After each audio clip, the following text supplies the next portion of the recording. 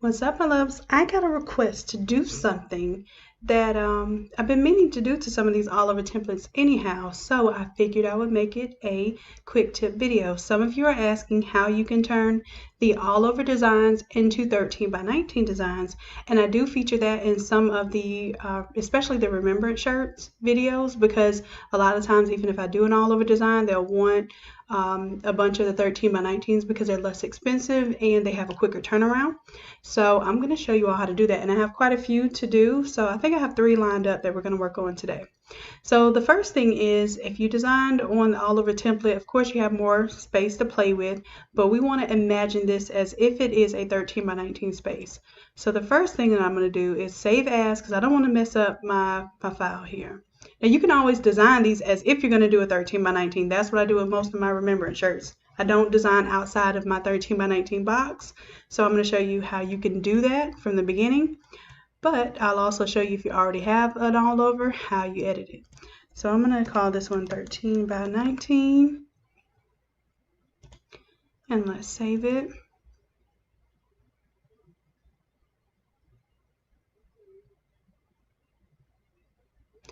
Now the idea here is that we want to make sure that we still have a lot of these elements, but we understand that we can't print outside of a certain dimension. So let's go ahead and grab our crop tool here on the left hand side, and let's set up the ratio. Now the ratio is not going to necessarily be the size. The ratio is just going to be the basic comparison of the height and the width. Okay, so I put in 13 by 19, and you can see that if I shrink this down, it's still keeping that proportion of that 13 by 19. So what I'm doing is I'm playing with this 13 by 19 here. And if you kind of stay within the area of those dotted lines, which I'm not sure if you can see on the screen right now, you almost have your 13 by 19 set up. So I'm going to crop it right to the lines there. And if you keep in mind that while you're designing, don't design outside of that area, it'll be much easier for you. So that's about it. I'm going to say enter there. And of course we have a lot of different layers here. And I want to keep this editable in the future. And as you can see, we lose a lot of the details in the butterflies, all of that, and we still haven't actually changed our image size yet.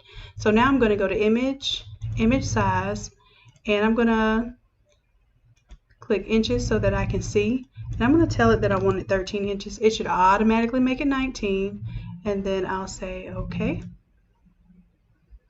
And one thing that I should have taken off, which I did not, was to delete the crop pixels. I need that off. So let me go back one more time. Take that off, because some of these, you'll be very surprised that you'll need some of this extraneous data out here. And if you had this selected, it will mess you up. So I'm just going to say 13 by 19, and I'm going to leave it a little bit bigger so I have a little more playroom.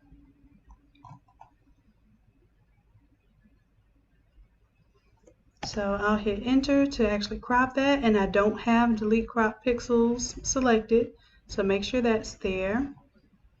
And now I'm going to play with, I can take off this all over template here. And the reason why I'm making this a separate file too, not just so that I have it available for you all, but those overall, the all over templates are huge files because the page is so huge. It's at 150 dpi. So if you are going to make a smaller version of it, now it just depends on if you already did all the work to the all over shirt, then by all means take the all over shirt and just condense it and make a new file. But if you're making your own template, this is how we would do it. I'm going to close up everything because I don't need to edit the image any. I just need to play with my sizing and my placement. So I think I have everything closed up, and you'll see here that more than likely that's a 13, because I usually design these remember shirts with a 13 by 19 in mind, so that's probably it. But I'm just going to go ahead and delete that layer mask. That way we're starting fresh. Now we can imagine if this is our 13 by 19 paper, whether we want to keep certain elements or make it taller or whatever we may want to do at this point in time. What I'm going to do before I do anything else is I'm going to mess with my background. And I have background is here. And you'll see that I already have, let me turn on that layer mask. So you see I already created a layer mask where it looks like clouds around this. And it reminds me, I need to make this available. I do have some layer masks, and let me see if I can find those.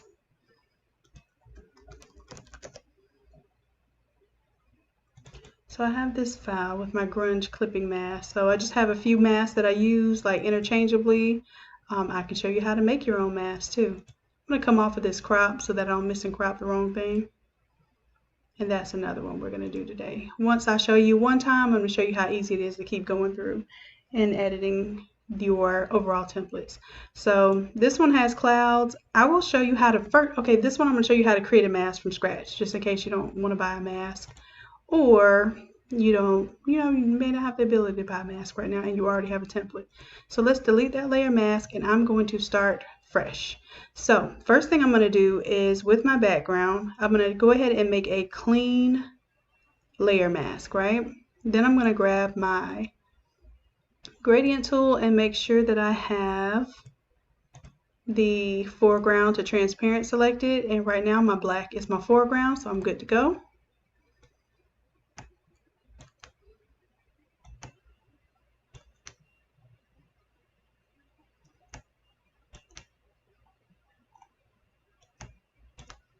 And all I did was go around to each side, and I held down my shift key so that I maintain that straight edge. And now I just have, and this could be good enough for you. Literally, I use this for probably my first year, just straight up doing gradients because I cannot stand hard lines. And then I turn on this background just so I can see if I'm clean to that area. And I'll sometimes put on a really weird color background just so I can see do my colors really cleanly meet the edge. Perfect. Then all I would have to do at this point in time is grab my move tool, and that was the whole group of butterflies, but I can move each butterfly so that now it's within my paper. But do you see how the butterflies still stick outside of the mask? It makes it look more 3D. It makes it look like it is a well thought out design versus just cutting everything off. And I'm going to show you that difference in a second. I'll show you what it looks like when I pull. And all these butterflies are cool. They're already within that. This wing right here is this right wing. It's a little out of pocket.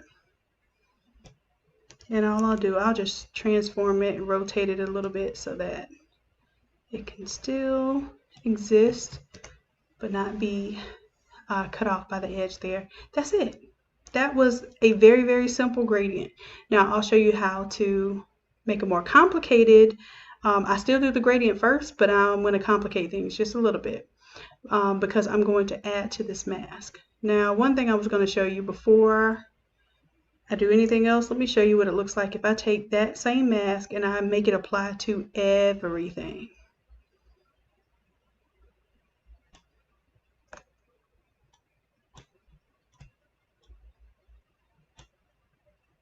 So if I make it apply to everything, see how it fades off my butterflies too?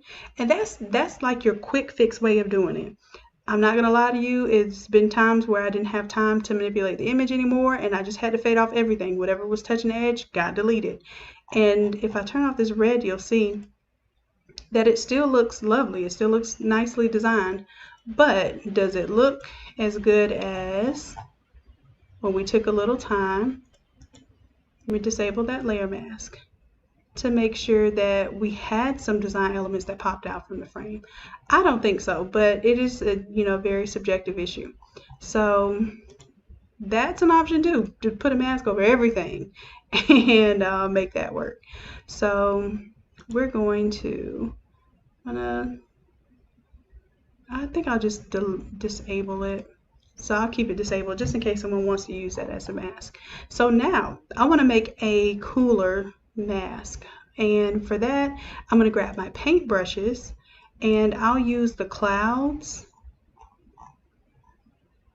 Well, I'll use splash paint first. And these are some of the brushes that are offered as the set on the website, so check those out. And I'm going to reduce my opacity just a little bit because I want to build on it rather than it just being a straight up dark removal. If you see what I'm doing, I'm literally just painting on the mask. I'm just painting black on the mask because black is going to conceal and our white will reveal. And then I choose a different one because it's going to be a little repetitive if you just stick with the same brush. And as you can see, it's slowly eating away at those edges. And that's how I get those slate looking masks. And in this particular case, I didn't have this, pre-thought out, so I'm just going with the flow. So this is exactly what you would be doing too. And if I look for one that has a more blunt bottom, I'm looking to I think I used that one already. Looking for one that'll help me clean up. That one's going to be a little too distracting. I could also rotate the brushes too. I'm trying to be a little bit lazy and not have to do anything to my brushes. Here we go. But I have the option to rotate them as well. And this one gives me those little splash paint fingers. So I have that option. Now, what I probably would do on top of this is now that I've removed some stuff, I'll remove a little extra because when it's the remembrance designs and we have clouds, I like to add the clouds back. And so I'm just going to eat away a little bit more right here, make it a little more artsy. Here we go. And now I will grab one of my clouds. Let's see. Just grab a cloud. And this time I'm going to make it white because white is going to reveal. So first I do a couple of big stamps first. And I do have, let me turn my opacity up now that I'm on white. So I have opacity all the way up to 100. And my mode needs to be on normal. It was on darken. There we go.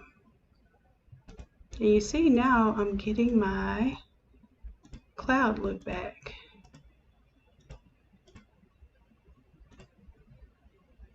And then I can make smaller clouds by changing my brush size. Not that small. I can also right click and change the brush size.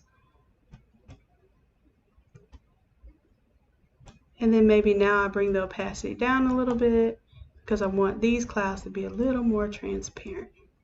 But I'm making sure I'm not getting too close to this edge so I have anything that looks extremely cut off. And just that simple, our all over is now a 13 by 19 design. And of course you could change, for instance, the text.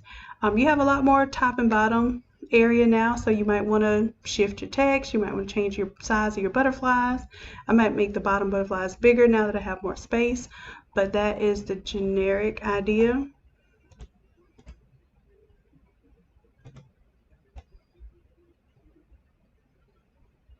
And that's it. So I'm going to save that one. More than likely, I'll do a little tweaking to it before I actually save that to put on the website. But that was it. And we're going to practice on another one right now. So this next one's a little more difficult to the untrained eye because it does have a couple of subjects here. So we want to make sure we include everything. First things first, crop tool. We already have our 13 by 19. Not exactly 13 by 19. We'll make it that. And make sure we don't have delete crop pixels on. And we hit enter. Enter is going to lock in that cropping size there. Oh, another thing I forgot to do while that was saving. I want to make sure my image size is only 13 by 19, because just because you crop it that ratio does not mean that it's going to be 13 by 19 with 150 dpi as the image settings. You see how long it's taking to crop? Because this is a bigger file. So that's why if you're taking the time to make this a 13 by 19, which at the same time, let me go ahead and save as.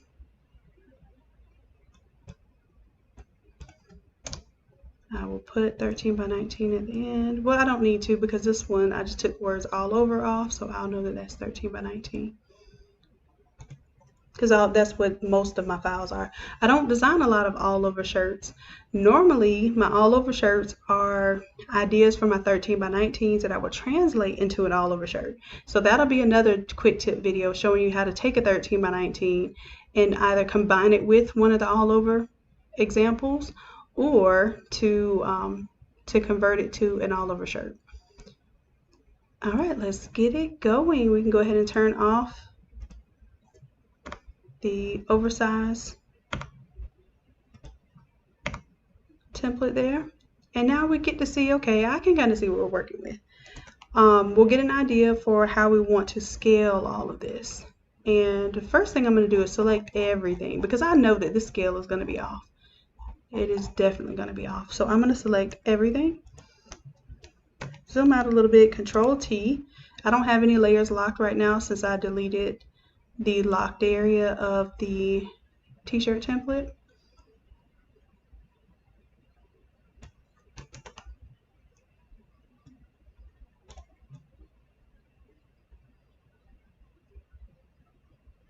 But in this case, I definitely know that I have some elements that I may need to modify, and that's actually better for this particular design because now I have more top and bottom space.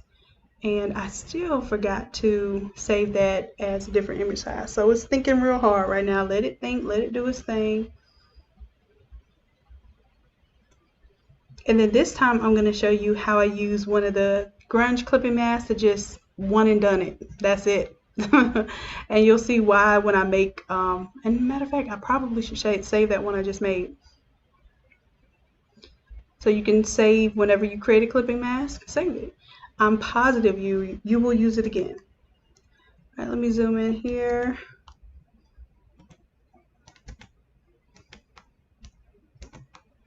And let's see, before I do anything else, I'm going to go to image size. See how huge this is right now? I'm going to tell it that it is 13 by 19.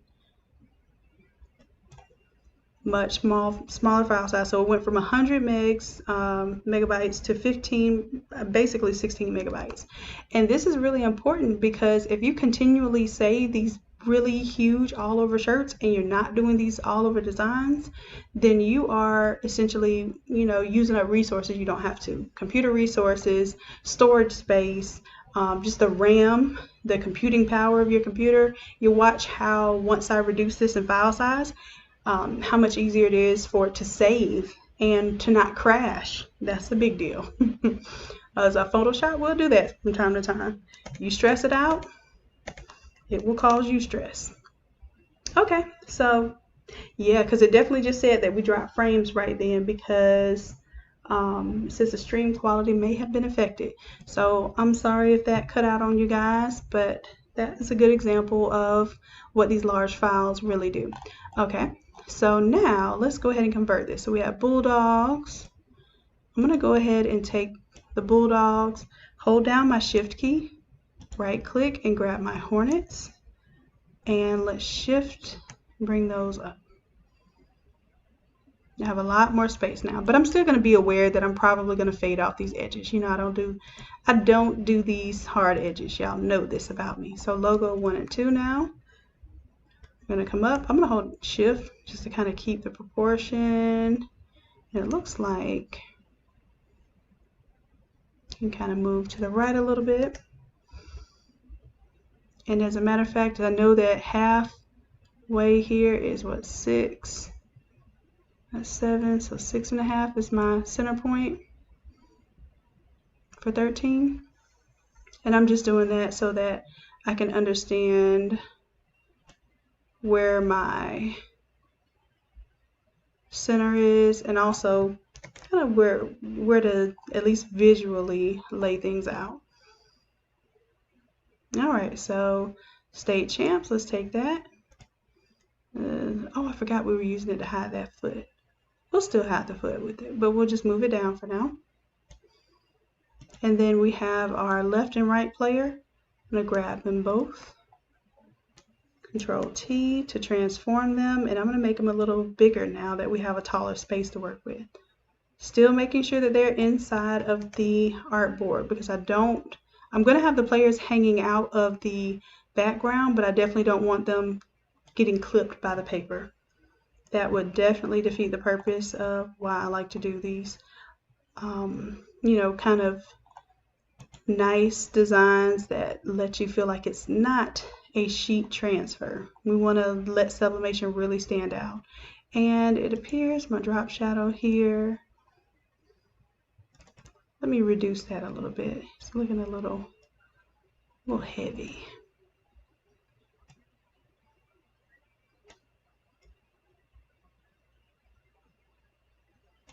That's good there. And then the lightning, of course, I need to change that around.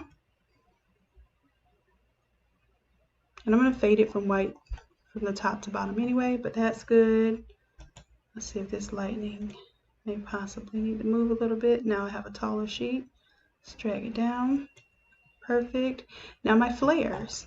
My flares look perfectly fine just like that, but I could, if I wanted to continue that V shape, I could reduce the size of my flares. Let me show you where those are.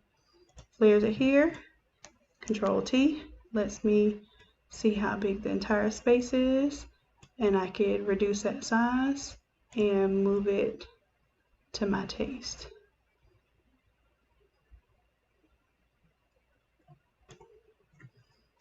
We still need to clean up these edges, and I'm going to show you how I do it the basic way, and then we'll go into another method. So basically all of this is background. So let me go ahead and group all of that.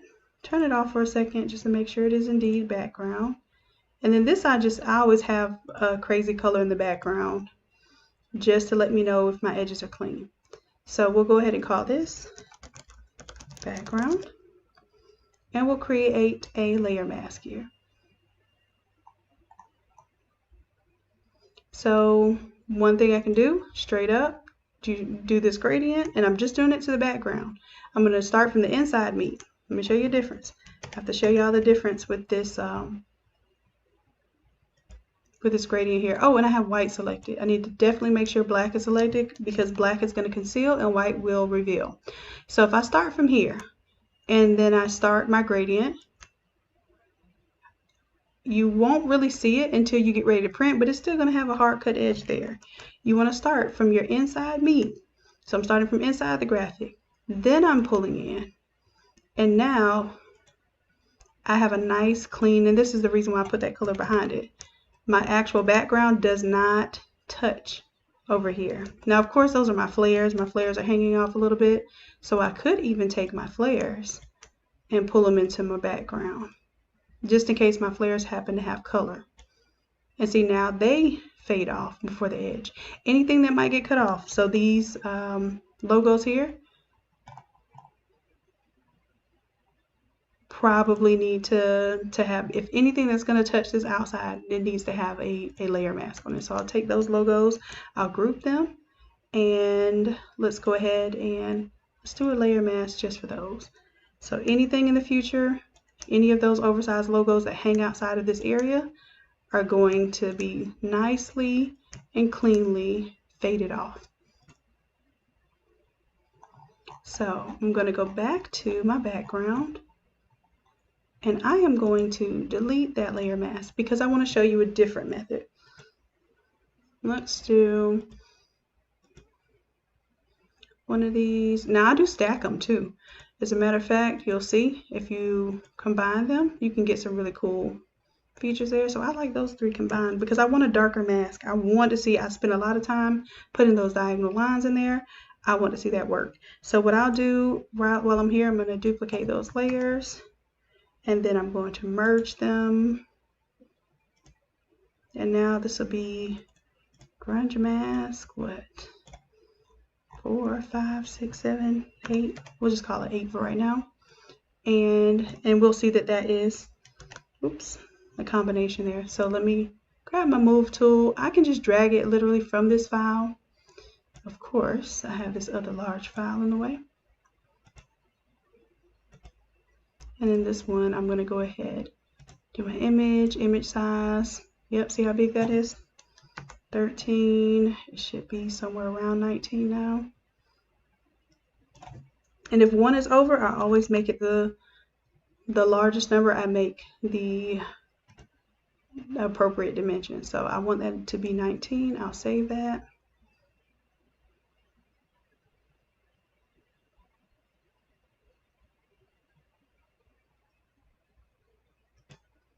And then that way I can close that out.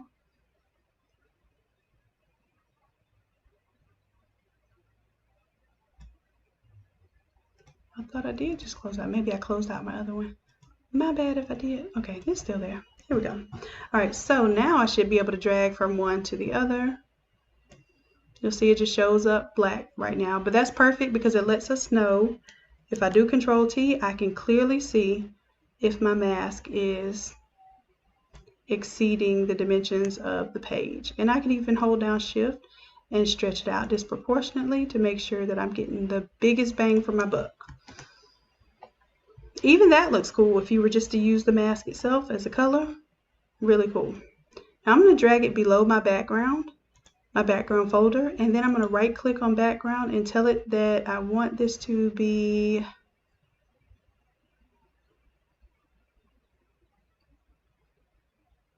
just going to do a clipping mask, but then I'm going to have to turn it into a smart object. And I don't want you to have to do that because I want you to be able to get into your background elements. So let's do this. If I control click here, do a new layer, there we go. So let me show you what I just did. If you control click on any icon that has some data present, meaning that it's text or an image, I'll do deselect just so I show you that again. Hold down control, select that image, and it pretty much traces that image. We'll go ahead and go to the background layer and create a new layer mask.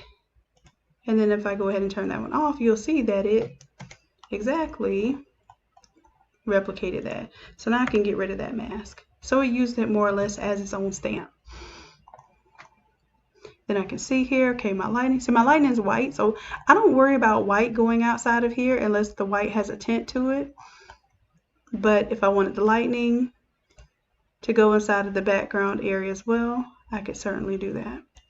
Pull it in there. Now everything's clean and inside except for the photos, and we can easily control whether the photos and the text get too close to the edge. That's pretty much a given. Now I'm going to turn off my pink layer.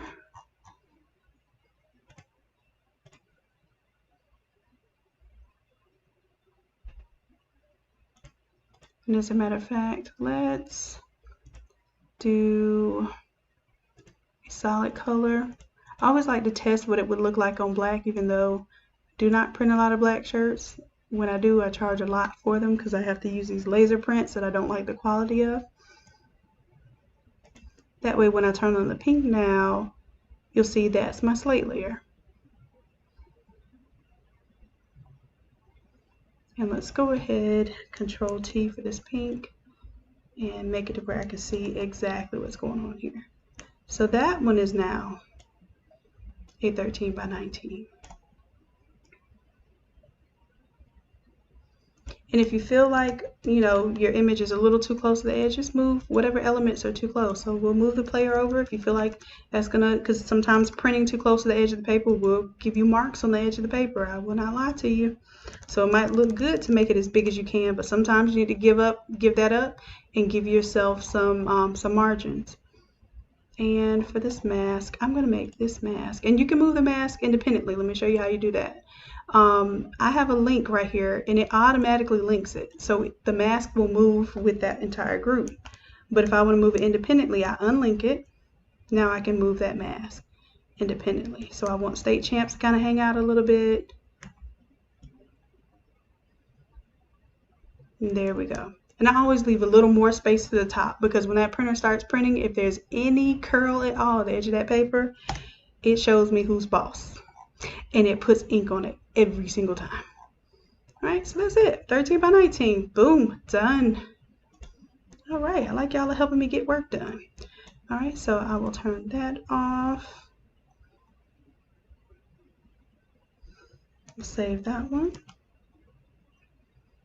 And I'm sure a lot of people will be happy that I'm making some of these 13 by 19 designs, because they just really aren't ready to step into the all over shirts yet. And that's cool too. It took me a long time to decide if if I was going to do all over shirts. I could not do the tiling. I did it for a few projects and it just wasn't for me. I don't have the patience. All right, so now I'm just repositioning my logos to where they might make a little more sense, being that it's a taller design now. Yeah, you do what you need to do accordingly. So I'm just letting them kind of peek a little bit.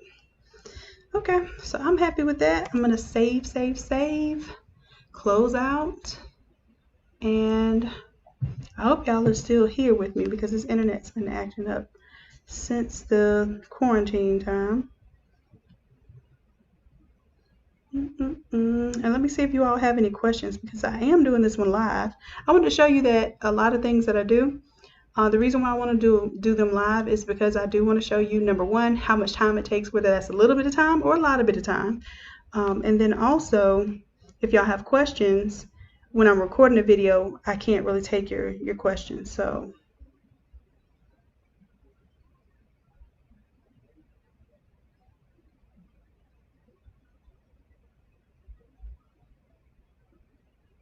let's see.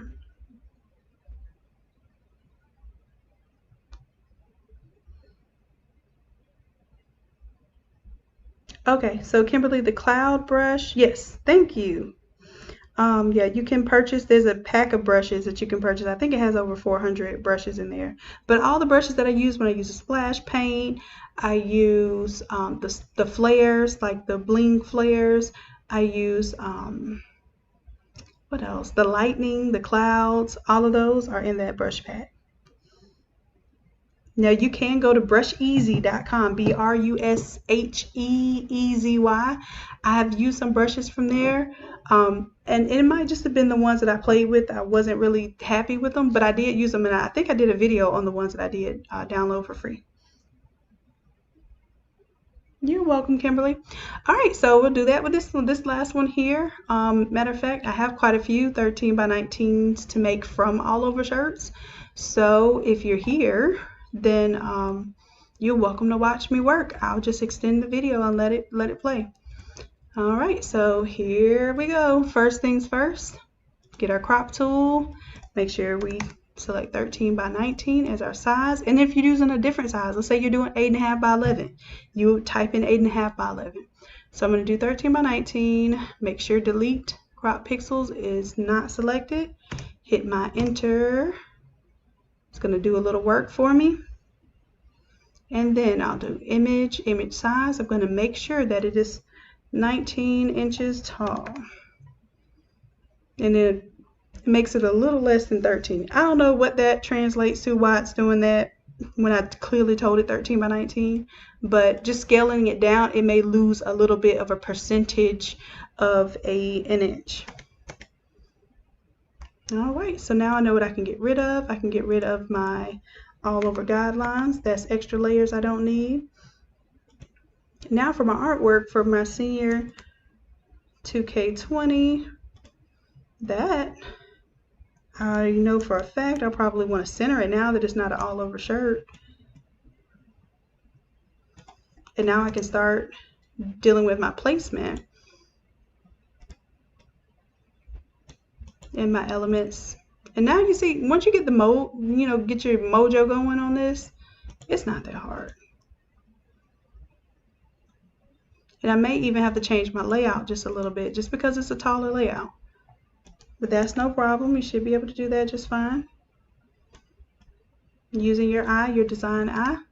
And let's see. grunge clipping mask. Okay, this one, I'm going to show you a fresh one. I could, let me see which one. Using that one is a popular one I like to use. So I'll drag that one in. That wasn't even, oh, that is the one. Okay. Control T lets me see if I'm at my edges here. And those edges are true edges. So if you go over and you can't tell that you do have some data out there. If your box goes out that way, and this was a true PNG, especially from one of mine, that means there's information there. There's pixels there. You may not see them, but you want to make sure that those pixels do not end up running off the edge of the paper. Otherwise, when you press it on the shirt, you'll see like, dang, one of my cool little wispies just got cut clean off and it looks like a straight line, and you do not want that. So I'm going to take this grunge mask, I'll drag it all the way to the bottom here. And one thing I'm trying to see, I'm trying to understand what constitutes my background right now. What do I want into my background? Definitely these oversized elements. I can take all of that, come all the way to the bottom here, group, turn them off, turn them back on, and see what I'm missing. This graduation vector here, I can go ahead and pull that into this folder. So when I turn it off, the only thing that I should see are things that I could cleanly print out anyhow. That's my objective. Sorry guys, I get to talking on here too long. I start coughing. All right, and this was before the Rona, so we're not gonna blame it on that.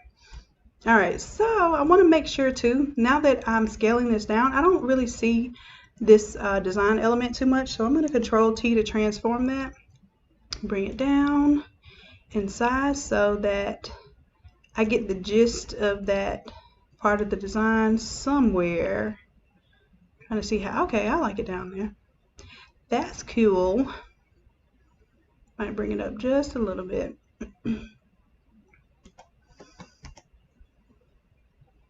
Alright, so for this entire background group, if I want my grunge mask, I can click on that grunge mask, go to this group, and hit layer mask, and it's automatically, the other thing you want to do, you want to take this off, otherwise it'll just have like a super opaque look to it.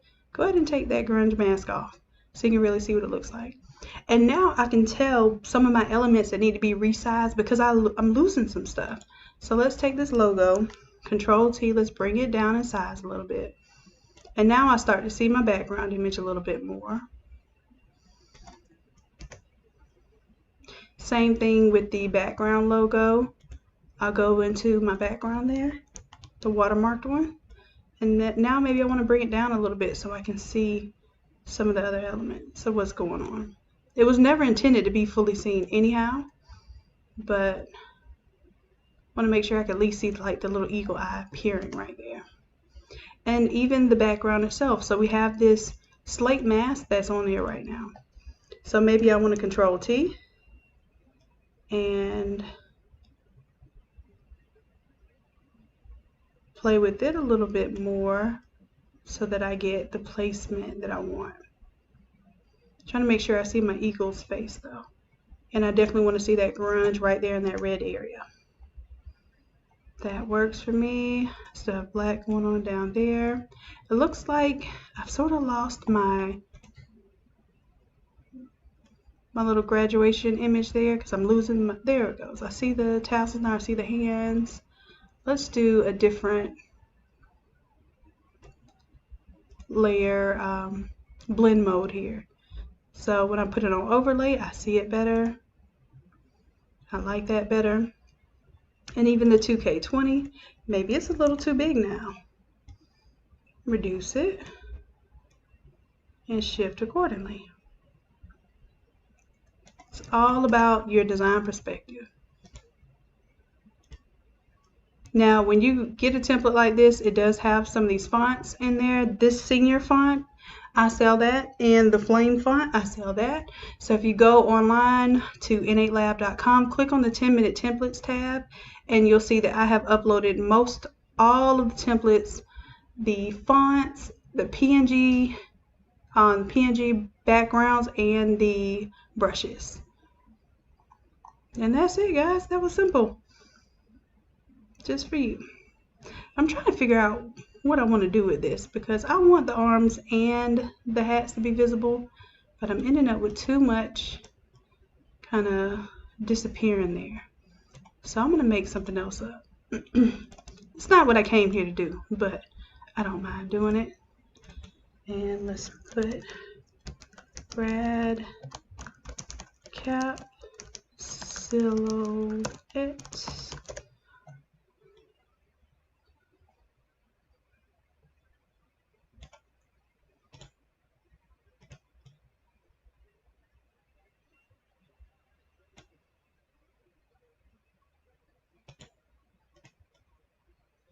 And I'll make this logo probably go on top of that image and a little less opaque. There we go.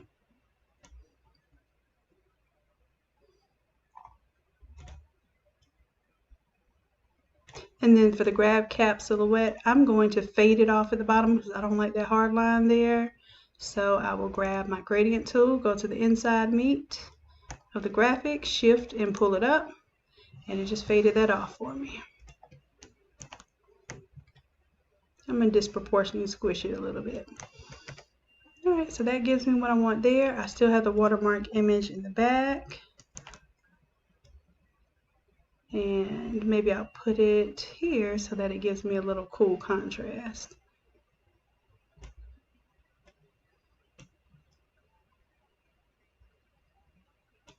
There we go. Just a little randomness. You can pick and choose what else you want to do with this stuff. But that's it. All over shirt is now 13 by 19. Let's make sure, did I do my image size here? I did.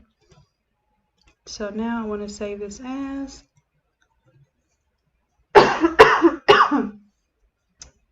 13 by 19.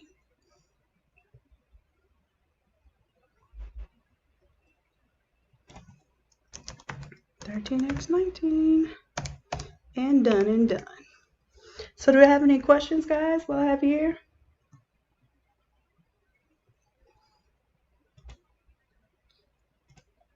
Good question, Kimberly. Let me show you real quick. So right now, pages under development, it looks like there's nothing there until you go to the 10-minute templates tab, and everything is here. If you search by product name, all of the fonts I have beginning with the word F, or beginning with the word font, so you'll find it in the F area. So you keep going. Oh, not the fonts, you wanted to know the brushes. Where are the brushes? I just saw.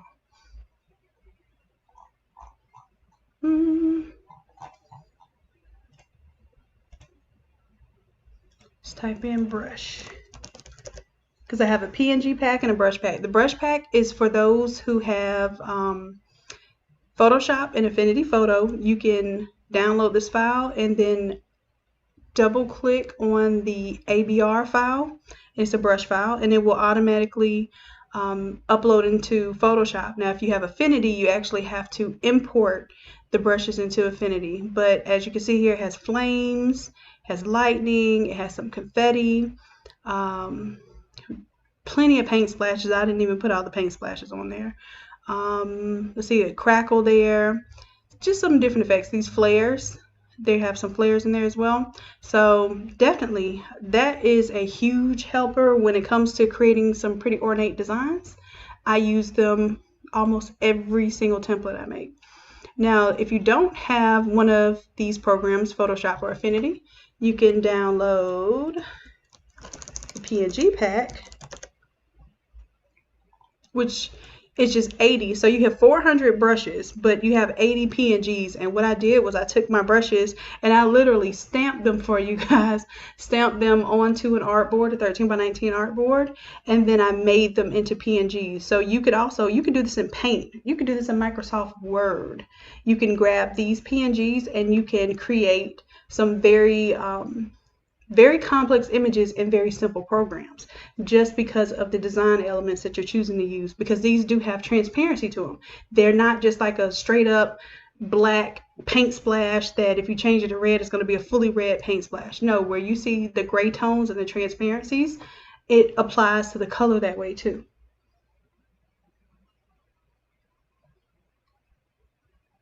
When I right click on the image to make adjustments, oh, to the brush, is that what you mean? When I right click on, or, oh, when I right click on the image to make adjustments, I'm doing that so I can see what the heck am I clicking on. I'm like looking at something and I know I want to move that eagle right now, right?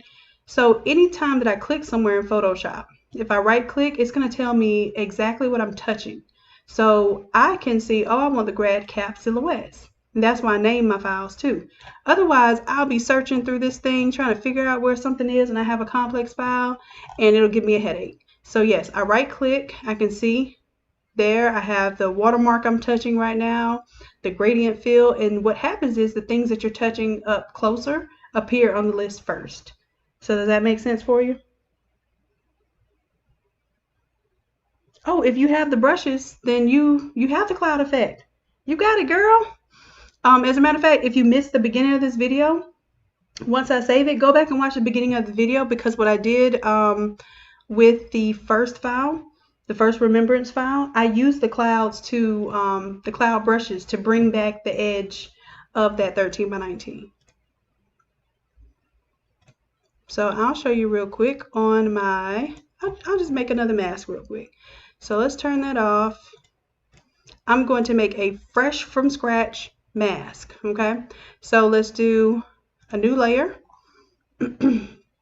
I am going to, let's say like you would normally do, you would already start with the color. I'm going to start with the color black.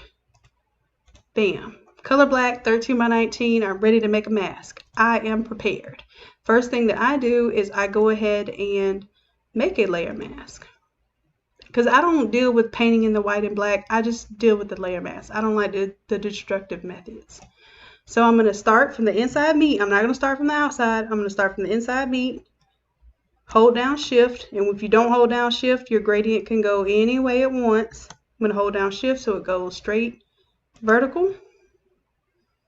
And I'm going to do the same thing to all sides here. Now I'm doing this extreme on purpose.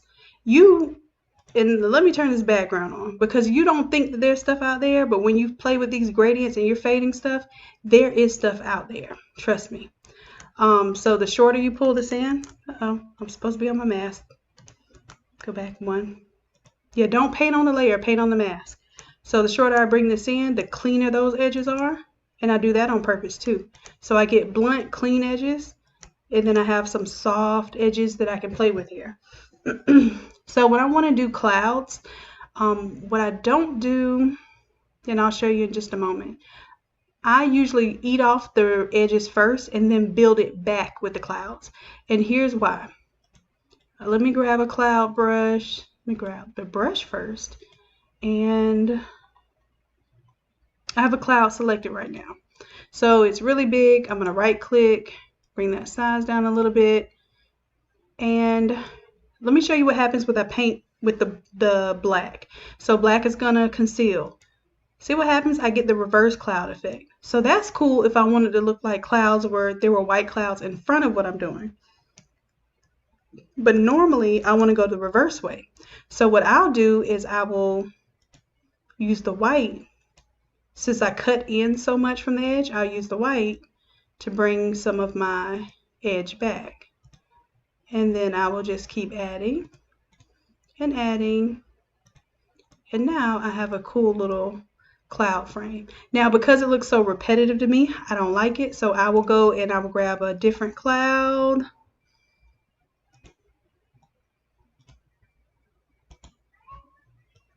Maybe even change the opacity. And this one is a variable one. So see how it's switching up every time I touch down with it? But it is giving me an indication of what it's going to do next. So I can choose whether I want it to show up there or not. And now, and let's say I went off that edge there, right? It's okay. We can come back with the same brush or just a soft brush in general. With the black, of course. And now I'm going to use my soft brush. The reason why I'm doing this is because, go back to just your regular general brushes, soft brush. Right click, bring that size down a little bit. Because I know for a fact I don't want anything on that edge. Nothing, not a thing. Because as soon as I press it on the shirt, I'm going to see a hard line. And it will irk the mess out of me. See, I got a little close down there. So I'm using my black so I can conceal. Let me turn this opacity all the way up to 100 so you can really see that I'm making moves with this brush. And it's not so harsh because it's a soft faded edge brush. You see me cleaning up those edges there? And voila, you just watched me make a cloud frame. So now, let's say I don't like how this here is. Let me change it to white. And I might want to add a little bit more opacity to this area. I can just brush in there. And you can brush anywhere in here. Let's say you left a gap right there. You just brush in there with the black or brush in there with the white. And that's what's showing through. So we just made a new mask. So I'll call this one. If I want to keep this as is, I'm good with it now. I can right click, apply that layer mask, and I have a new, brand new mask. Now what I like to do is Control T, bring it in. And then I will put a weird color background. Let's do like a lime green. And what I'm checking for is I want to make sure I don't have any, you see I don't have any hard edges. And if I did, I would clean them up now. My daddy always taught me about prep work. If you do the work in the beginning, do the prep work, you will not have to clean it up over and over and over again, especially when you're making elements that you can use over and over and over again. So now I have a new cloud background. So that one will be cloud. There we go. Yes, that's why you label the layers too. All right.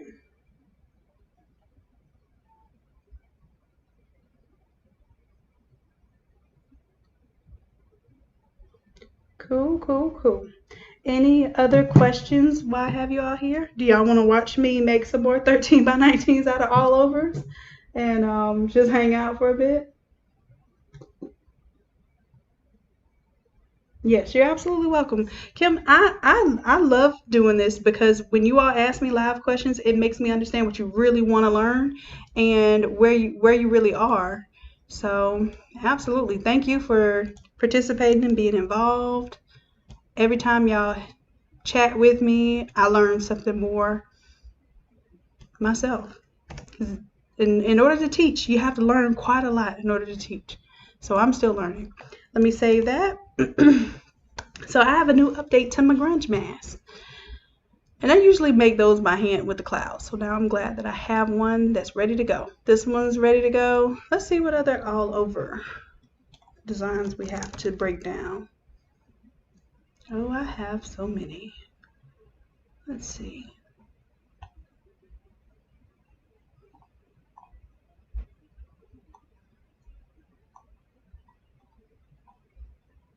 Now this will be an interesting one to break down, the ice one. Let's open that one. And I have all of these files saved as like on my Google Drive, so it does take some time to pull open.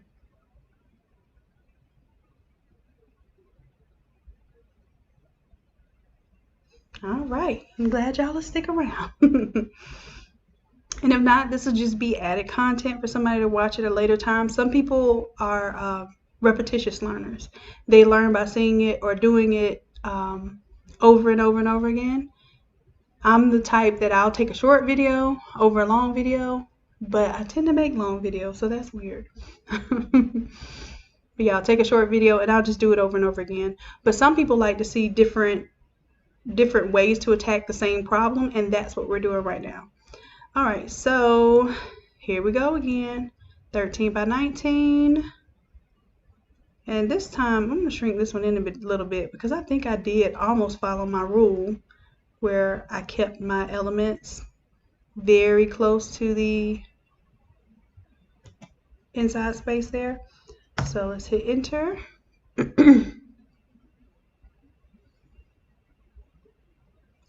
And as a matter of fact, this is a popular 13 by 19 print. The offense wins games and defense wins championships.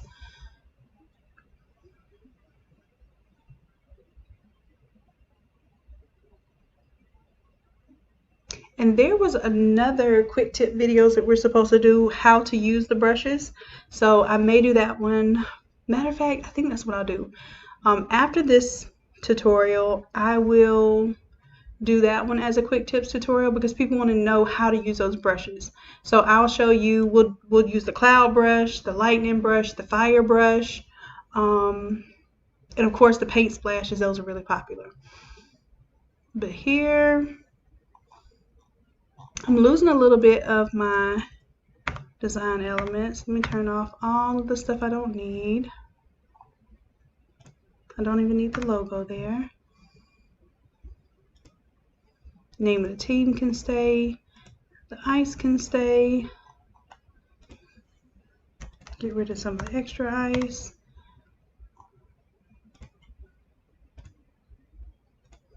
Alright, so this background, I can do Control T, which is going to allow me to transform. So I'm just shrinking this background down just to see how much of it I really want to incorporate. And this is going to be a very good precursor to the next video of how to play with those brushes. And I want to make sure that I also save this one. Take it off of crop mode, image size. Make sure we're at 13 by 19. Good deal. And see, it immediately takes the file down to less than half the size. So if you don't need a full size oversized print, definitely take that file size down. Alright, so before I mistakenly hit save, let me save as. And we'll save this one as, take the all over off, 13 by 19.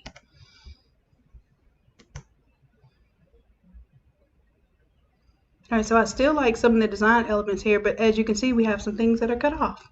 So we're going to play with that. And here is where it'll come in handy to right click. See what you're clicking on.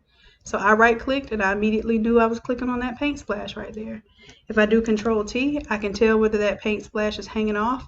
See how it doesn't let me know that there's really anything there? There's something there. There's these little bitty little splashes here that you won't know until one of them cuts clean off on the edge. But it's cool because I can also do a layer mask and just fade off those edges out there. So right now I'm going to play with my placement since I'm dealing with a smaller space now. I am still going to play with the black splash paint.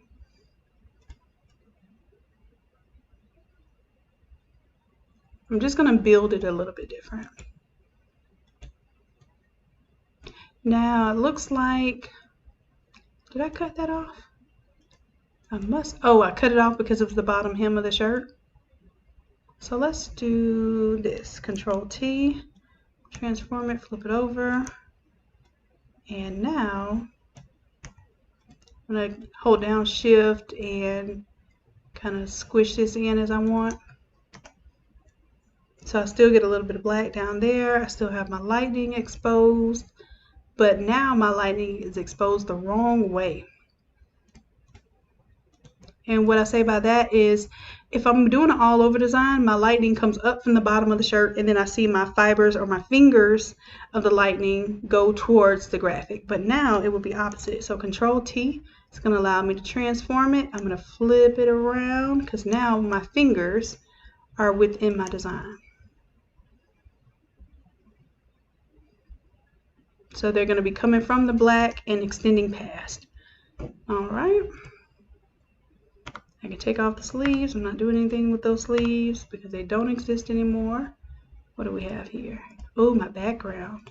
So technically now all of this is my background that I can create a mask for. And for this one, let's do another brush. Let me show you how to use these brushes while I'm here. Let's go ahead and do a new layer mask. Let's grab let's grab one of our paint brushes, our paint splash brushes. I'm going to grab one that probably is a little skinnier so that I can play with these edges here. And white conceals, black reveals. I mean, white reveals and black conceals. So I definitely want the black selected because I'm going to start concealing some of the edge of this graphic. And let's make sure my opacity is up to 100 now because I want to quickly eat off this edge. I don't want to take my time and keep playing with the opacity there. I just want to quickly start eating away the edge here so I can start seeing what I'm working with. You can always build back. Don't be afraid. This is non-destructive. I'm not deleting any pixels here. If you use the paintbrush like a paintbrush and not with the intention of masking, then yes, you will be deleting pixels or painting over pixels. But that is not what we're doing. We're being smart. And let me go ahead and add a layer. Like I told you, I like to put that really shocking color underneath so I can see what I'm doing. There we go. And now I can see I definitely ate that away pretty good. So now I'm going to go in with a different brush. Switch it up, switch it up. Maybe I'll do one that has some splatters on the edge. And make sure you're selected on the layer mask. That's how you make sure that you're not editing the actual image. And let's see. Sometimes you have to manually enter that number in there for the size of the brush.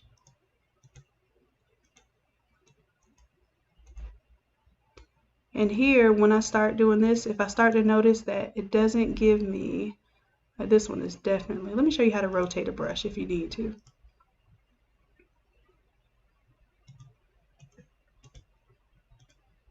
Alright, so right now my brush has this little V-cut angle at the bottom. I don't want to keep doing that to the top. I want to use the top of the brush instead.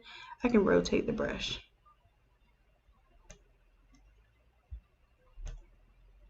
So now I'm using that side of it. Did you know you could do that? You can elongate it, you can make it skinnier, wider, all of that good stuff.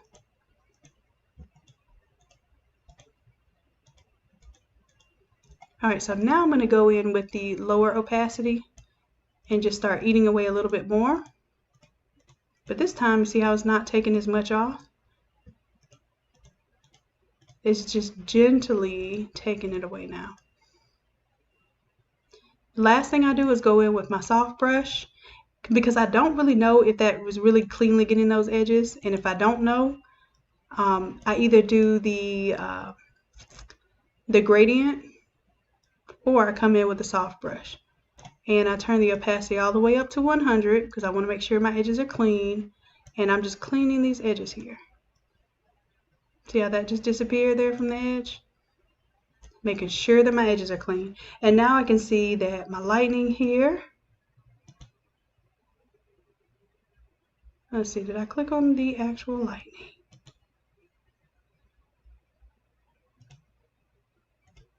Oh, these are from the sleeves. Okay, so let's use that from the sleeve. Control T is going to allow me to transform it.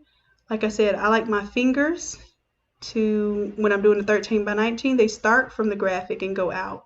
When I'm doing a all over shirt, they might go the opposite way. And I'm just manipulating this so that I don't get anything hanging off the edge. Now, I like the lightning, since the lightning is a different color from the background, it's contrasting. I like the lightning sticking out from the background. What I don't like is that my lightning would be abruptly cut off on these edges. So I can do a layer mask just to that lightning, use my soft brush here, and just paint away at those edges. So I still get the effect of the lightning touching the edges, but I know for a fact that I don't have anything that's going to be just abruptly cut off there. So now instead of calling that a sleeve, let me delete the group.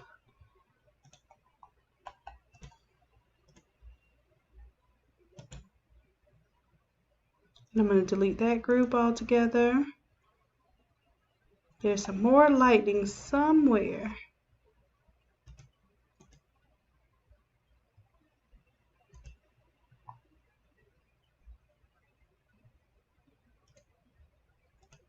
go ahead and delete that one.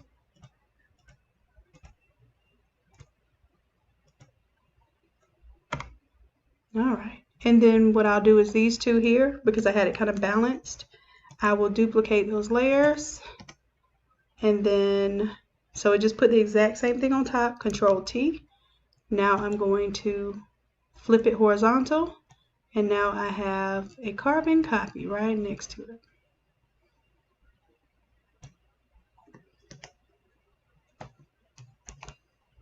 And I think one of these went a little bit higher, so it kind of created like a little peak, like a mountain behind them. All right, that's it. 13 by 19, done. Ready to go. And you still have your effects in the, if you see, it kind of has like a little bling metallic effect inside the letters there. Very good. And save. Let me check in with you all, see if you have any questions, because I think this is the last one we're going to do on this video. And then I'll do the quick tip videos on using the brushes, because I'm sure that will be something that you all want to see. All right, Sharon. Well, I'm glad that you're with us. And these are some of the things that I'm working on now when I do the quick tip videos. They are more beginner friendly, or they're questions that are very, very common. So one of the beginner videos that I would suggest that you do is called Beginner's Quick Tips. And it shows you how to cut out an image. It also shows you how to fade off the image from the bottom. Those are like the two things that I feel like are necessary when learning Photoshop. Everything else is just building on that. All right, love. So give me a quick break and I will log back in at 5 o'clock and we'll do another quick tip video on how to use these brushes. So if you have the brushes, you'll have something to play with today. So hopefully you get to show me what you work with and what you came up with.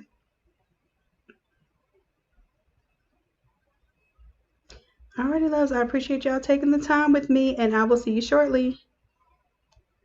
Bye for now.